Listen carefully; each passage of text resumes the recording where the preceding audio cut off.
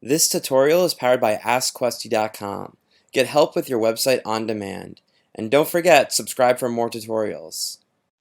How to find WordPress page ID and post ID. Here's how to do it. So navigate to your WordPress website and go to Dashboard. Then select a page. All right, so go to Pages, and let's say I select the Contact page.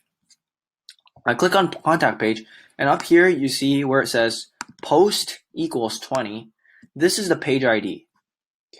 If I were to open up another page, for example, so back to Pages, I were to open up Projects, for example, you'll see that the post ID here for the page is different, right? This is 371. For a contact, it would be 20, right? So it's different. This is for pages. Same goes for posts. So I'm going to open up a post. And you can see here that the post ID is 217. Whereas if I open up post again and I go to a different post, such as this one, for example, you can see that the post ID here is 161, whereas the previous one was 217.